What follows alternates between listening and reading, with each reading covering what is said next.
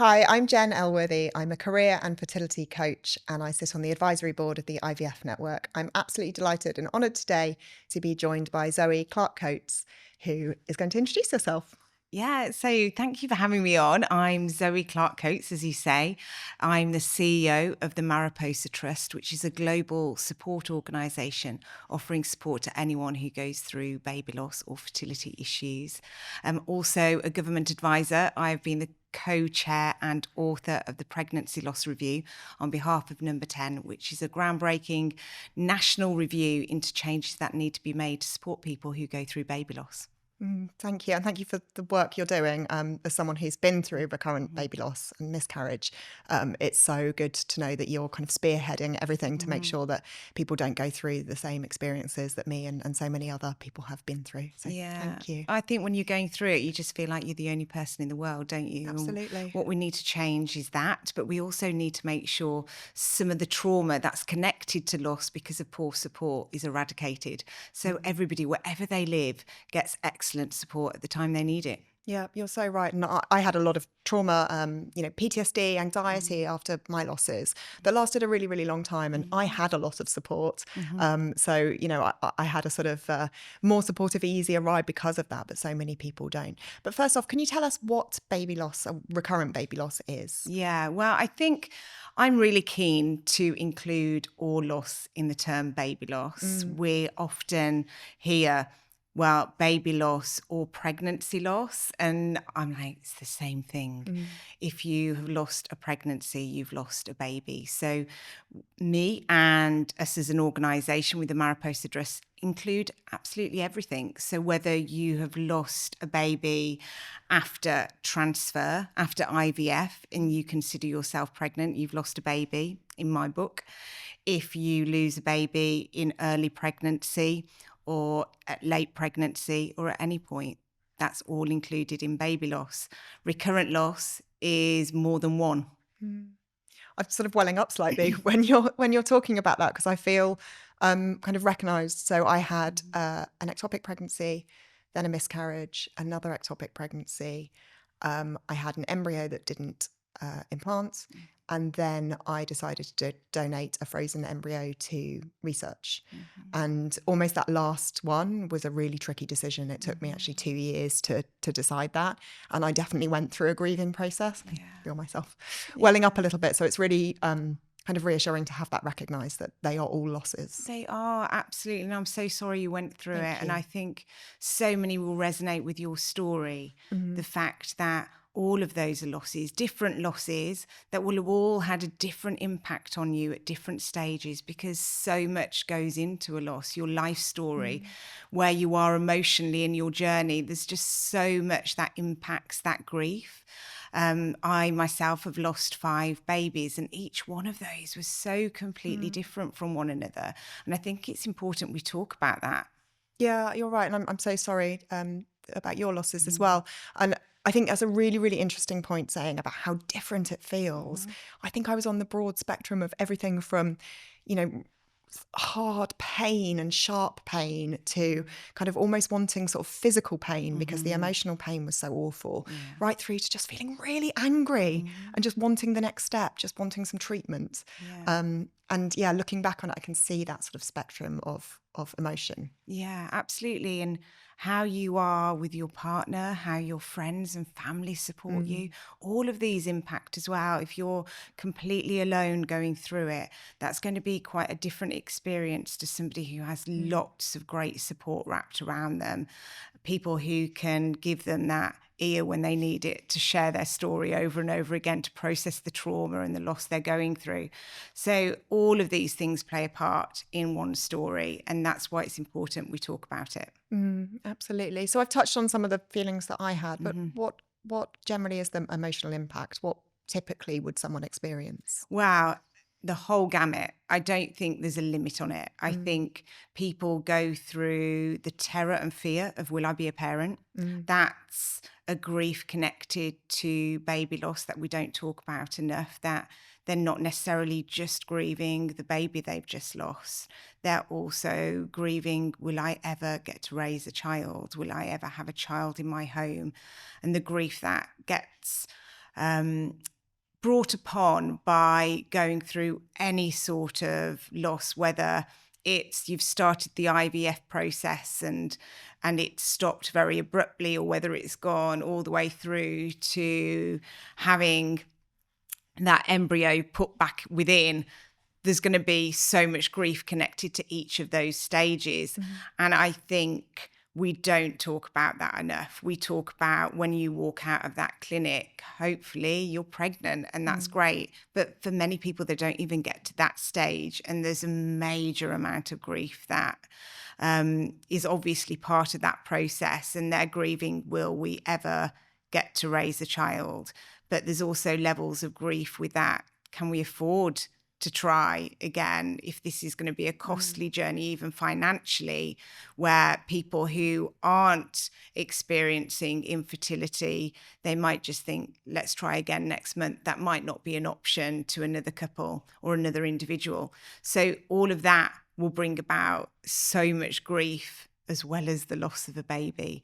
So I think we can look at talking about the physical and mental side of baby loss, but there's also so many other impacts on our relationships, on our careers, etc. Yeah, and as you said, the financial status of you as well. You know, it's so expensive to go through fertility treatment, but also if you're feeling like you need to stop work or take a different job or any of those kind of things, you know, you may not only not able to afford fertility treatment, but also the economics of your family, of yourself. You know, how are you living? How are you providing for yourself? Yeah, absolutely. And I speak with hundreds of people a month who are on that exact journey where they have exhausted their financial capacity by already remortgaging their homes if they've got one, borrowing from friends and family, taking out loans, etc.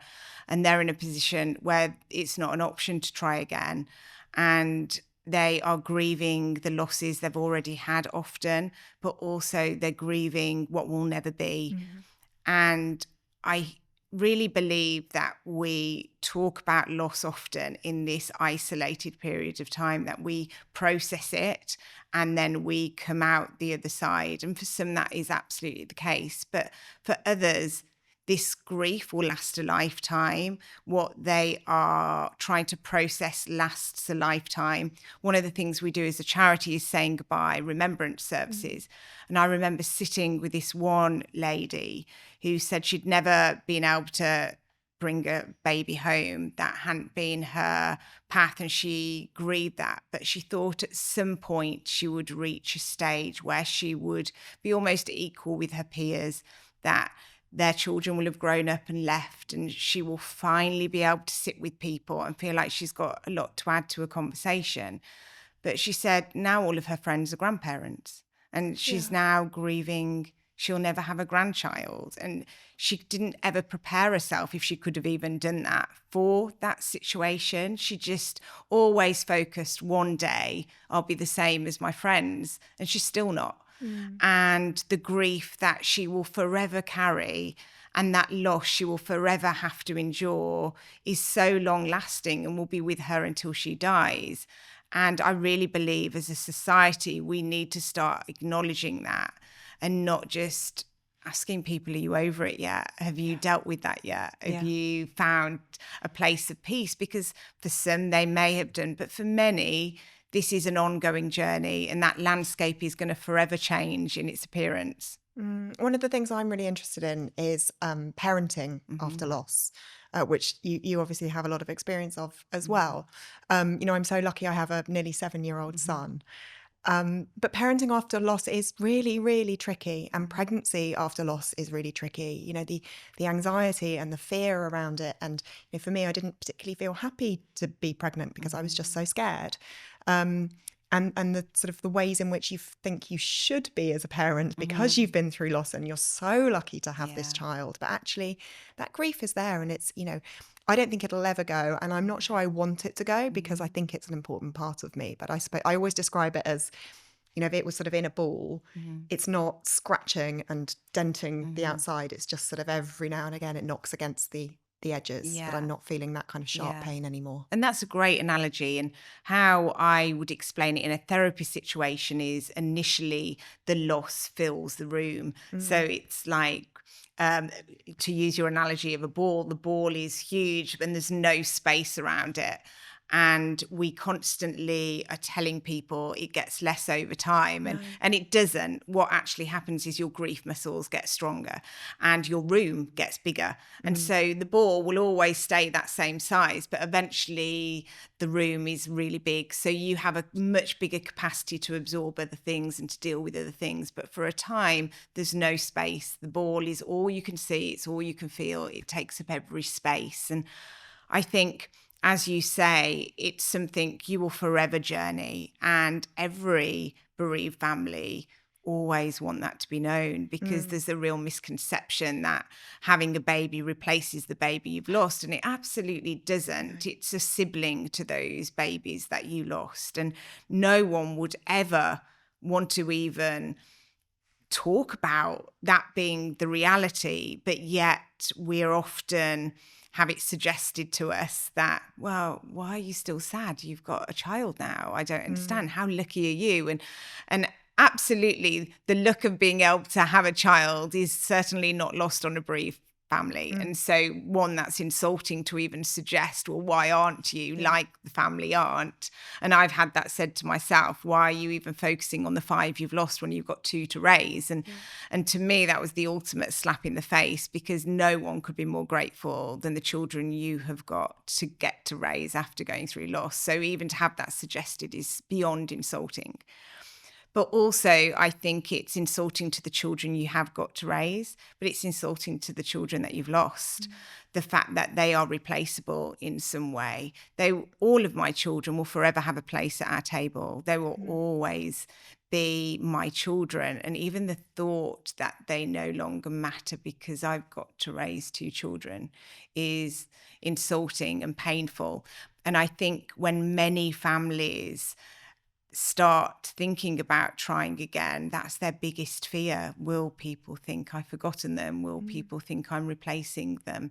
And that's why I wrote one of my books, Pregnancy After Loss, which is talking about all of these subjects and talking about the fears, talking about how to put things and what to say, but also as an educational tool for families and friends who want to support their loved ones who are going on that journey again of pregnancy, which is truly terrifying. It's not this joy-filled experience where you're looking forward to scans. You're terrified of going for scans. Scans are terrible. Yeah, even going to the bathroom is Yeah. utterly terrifying, where you're constantly scared of seeing blood. Yeah. And so life becomes this roller coaster of terror where every day feels endless, and reaching goal points in pregnancy of viability in your next scan is irrelevant if you've gone through loss at different stages as well. That uncertainty forever remains. And I always say it's like having a trap door constantly underneath your feet, and you never know when it's going to be pulled. And for many, they believe that once that baby's delivered, the fear goes.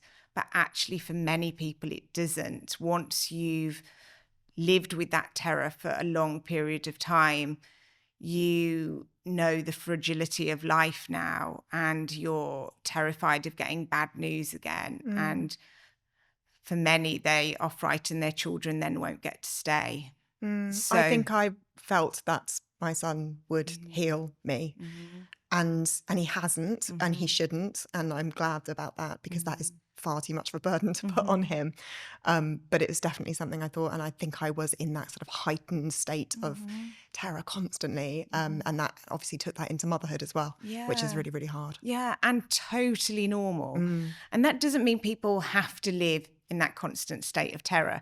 Obviously, there is therapy available to people, and for some that's so valuable, where they can learn to calm their nervous system, that they can tell their brain it doesn't need to live in a constant state of fight or flight, and we can actually learn to find peace after loss.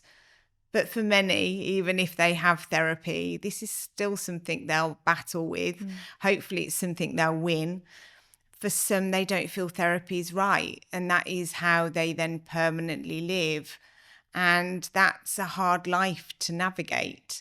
And it's not saying that's worse than other fights that people will have to have, but it is hard and it's tiring, and it can make motherhood exceptionally tiring when you're not easily able to just go, oh, they've just got a cold, where in your head it goes to, what if it's not just a cold? Yeah. What Or if they're it just turns into asleep, this? but you can't settle yourself. And Yeah. and that's really hard to navigate and live with, and we shouldn't belittle it.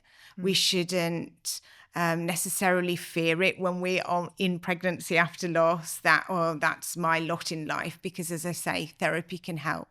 But I think it's something we need to make people aware of, because I spend, I'd say a good 50% of the support I offer to people is reassuring them they're not crazy, is saying you are normal.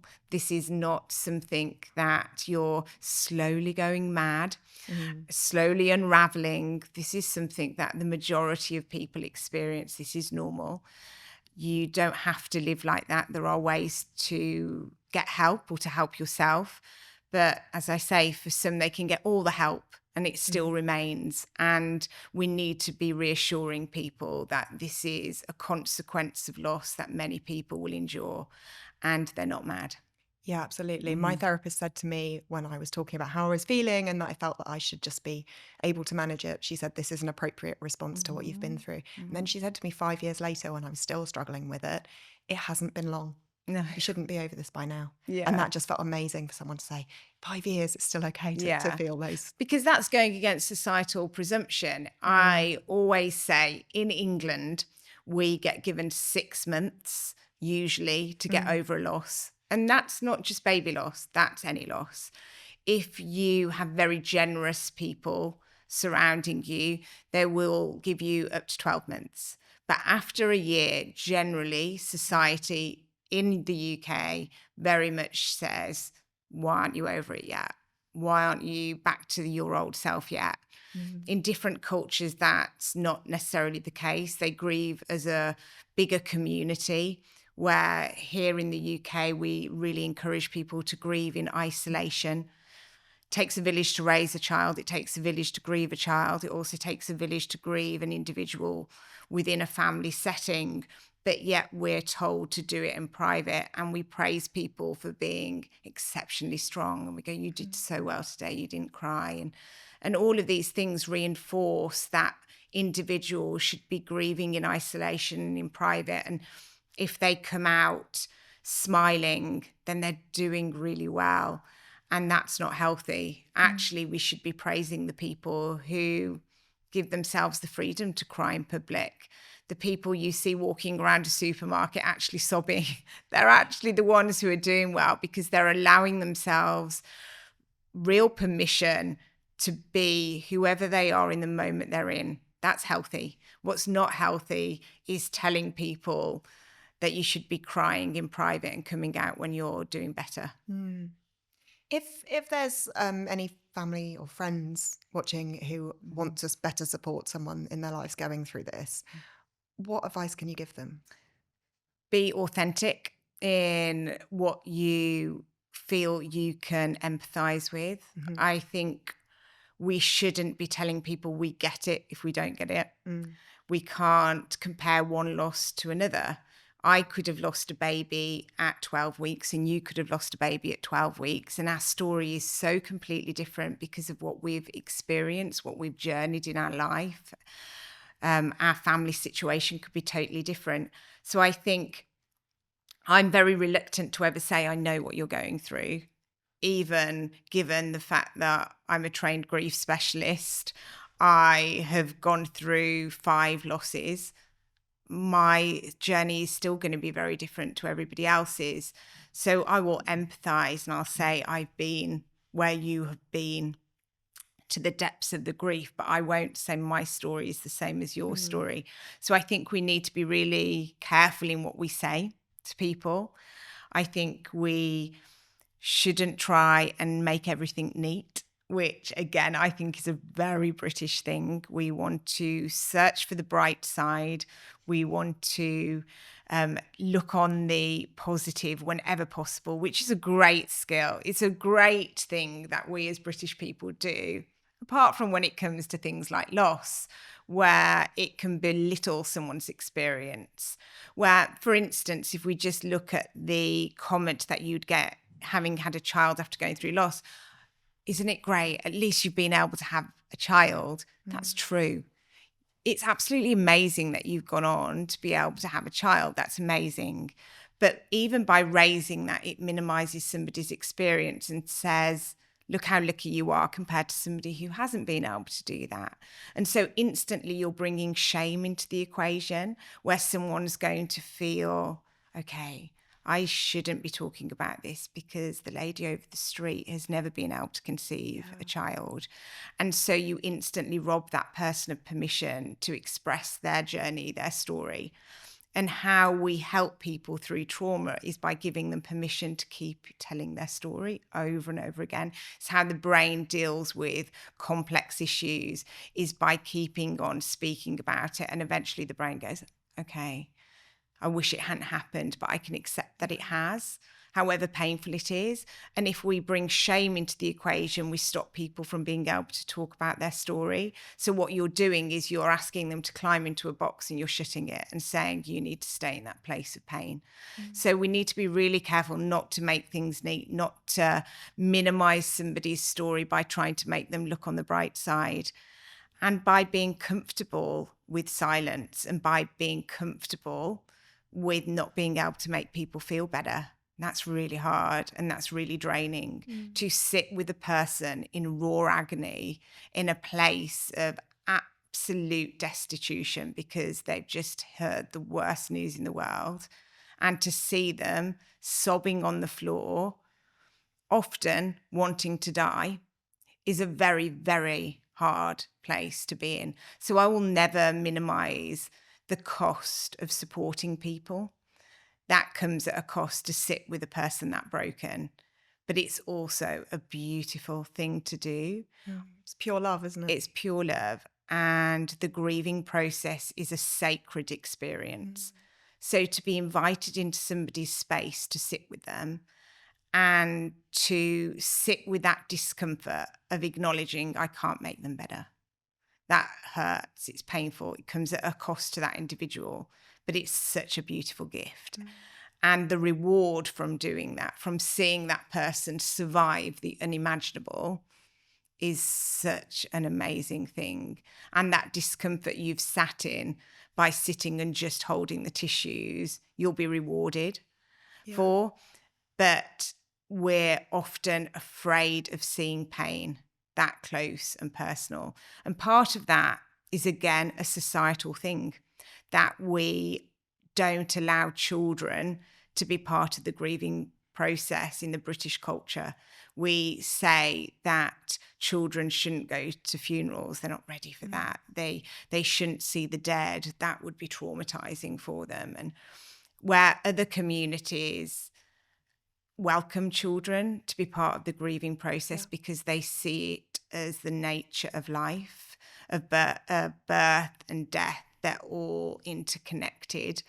And where we don't do that, what that creates is a whole lot of adults who get to adulthood who have to deal with their first loss. And for many, their first loss is a baby or possibly a parent. And they say, I don't know how to do this. I don't know how to talk about it. I don't know how to share about it. I don't know what's going to happen next. And that's because we remove children from ever witnessing that pain in a bid to protect them. So the motivation is great, but what we're doing is robbing our children of an opportunity to learn all the way through childhood and adolescence what the grieving process looks like, feels like, and we don't model it to them that you're going to survive this. And so they get to the point of having to go through it, and sometimes then already parenting as well, so having to navigate little ones then through the process when they feel completely ill-equipped. And so I really believe we've got a responsibility to change that culture, to start the conversation with children when they're little. And that doesn't mean they become our crutch, they become our support system, and we lean on our children to help us survive the loss. Absolutely, I'm not talking about that. I'm talking about allowing them to witness tears, allowing them to witness those conversations. And when we went through our fourth loss, we then got our daughter, who was then about 2 years of age. And the temptation was absolutely to shield her from all of it. But I knew from all my training and background that that wouldn't be healthy. And so we allowed her to witness some of it, not all of it. She had her time where she could go and play, and we certainly put our emotions in a box a lot. So we could just go and play and take her out and do all really fun things. But we also allowed her to witness some of that sadness. And she'd be like, oh no, what does this mean? And we would say, Mummy and Daddy are just really sad. But we're going to get better and we're going to feel better. And that meant when she then faced other losses in her life of grandparents and family members and etc., she wasn't afraid of it. She was like, okay, this feels horrible, but I know we're going to start to feel better.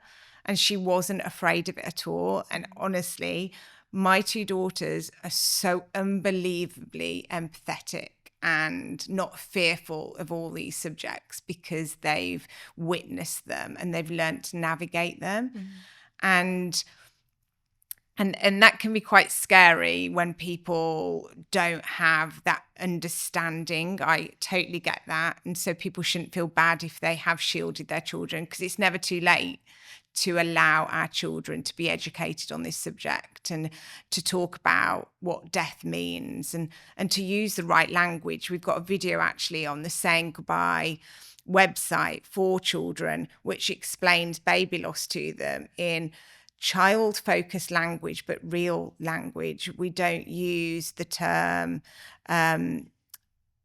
just stillborn or the baby's gone to sleep without explaining what that means, because actually we now know that if we say your baby brother or sister went to sleep, then that causes sleep phobia. And then children don't want to go to sleep because they think, oh, well, what if I don't wake up? And so actually we have to use the words death and died. And by doing that, we're creating little people who learn the skills of how to navigate these hard subjects. Yeah, it's music to my ears. One of the kind of core beliefs of parenting for me is that there is always an age-appropriate way to explain anything to a child.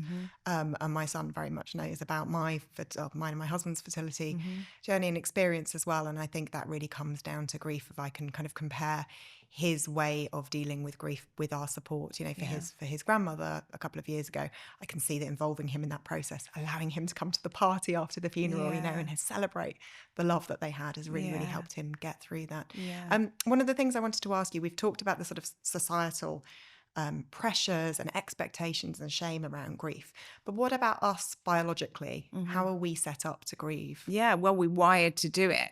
And that's why when society encourages us not to, or when we encourage ourselves not to, which is a big, massive thing when we don't give ourselves permission, or we devalue our own journey and experience by trying to minimize what we've gone through. Well, my loss is less than yours because yours was a later gestation, for instance. Then we're robbing ourselves of it. It's not just society. We're saying to ourselves, you don't have a right to grieve like the person over there grieves. And actually everyone's grieving journey is individual, as we've discussed, to them. And so by saying that to ourselves and that becoming our inner voice, we cause ourselves problems down the line. So it's not just society, it is ourselves too. But we are wired to talk about these subjects, to be able to process the worst things. I don't know how many times you'll have had said to you, because I know it's been said to me so many times, wow, you're so strong, I could never have gone through what you've gone through, which I'm always like, of course you could survive it. We all can survive the unmanageable. We don't think we can survive it, but we do. A resilience comes, and actually, you've got no choice, have you? If you're not going to end your own life, what choice do you have but to get out of bed and survive the next day? And so when people say, well, you're so strong, I couldn't do it, that's meant as a compliment, but actually, for many grieving people, it's not. It's, wow, so maybe you're not hurting as much as I would hurt because I couldn't survive it. So actually it's interpreted as different. But actually we're all wired to deal with the worst that can ever be thrown at us.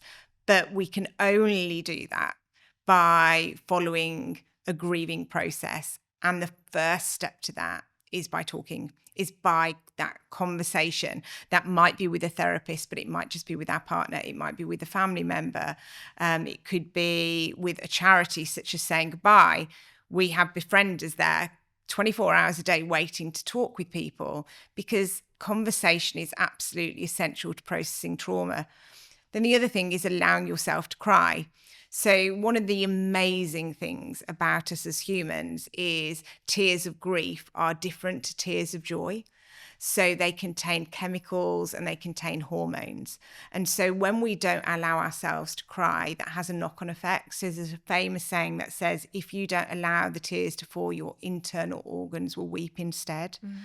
And we know that scientifically, the fact that there's a knock-on effect on physical health, whether that be back problems, headaches, migraine.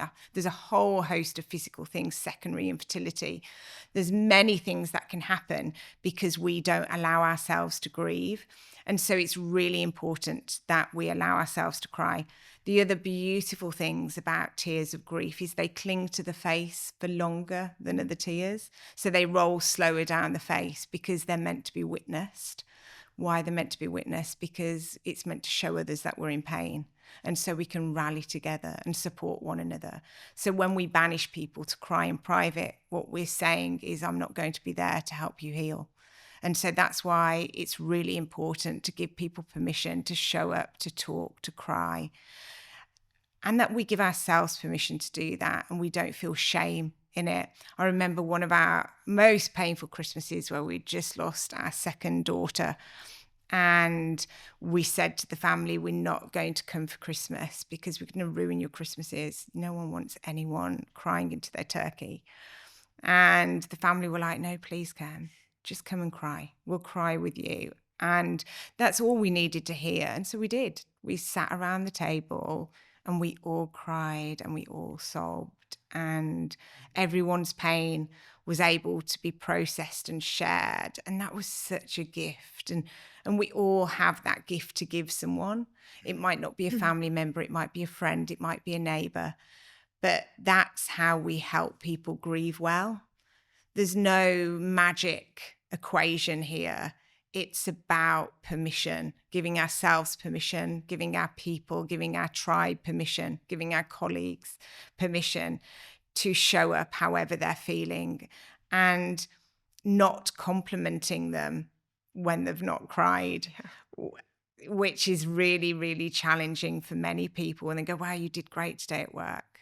Let's not do that. Let's just say you did work. Yeah. It doesn't matter.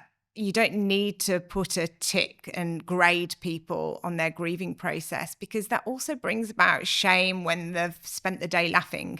And then people feel guilty. Oh, should I have been laughing today? Or does that make it look like I'm over my baby loss? Does that make it? There's always an internal dialogue going in a bereaved person's head. And when you grade people's grieving, that adds to that dialogue. Okay, I need to not be as cheerful next time because they're probably going to think I'm over it. And that would be the worst thing in the world, because actually I'm crying myself to sleep every night. And so we're constantly pulling ourselves back in our emotional response because we know the people around us are going to be grading us, commenting on it, making remarks. So we just need to stop doing that as society and just say, however they do, how are you doing? How do you feel today? How many times have you felt you just want to run out this room? It's asking those hard conversations and questions with people and not being afraid of the answers. Mm. And as you It, say, just sitting with them and sort of yeah, helping absorb their grief and yeah, watching their tears and listening to what they've got yeah, to say and giving them the time to do that. yeah. Zoe, thank you so much. I could sit here and talk to you for hours longer. You've made me feel really kind of validated in everything I've been through, and I'm sure people watching will feel the same. But also, I can really see what was lacking while I was grieving, and some of the support. So I'm definitely going to take on board what you've said and in the way that I support others. So thank you so much for joining us. Thank you. And if anyone needs support, they know where we are. No one should grieve in silence. There's Mm, support out there. thank you.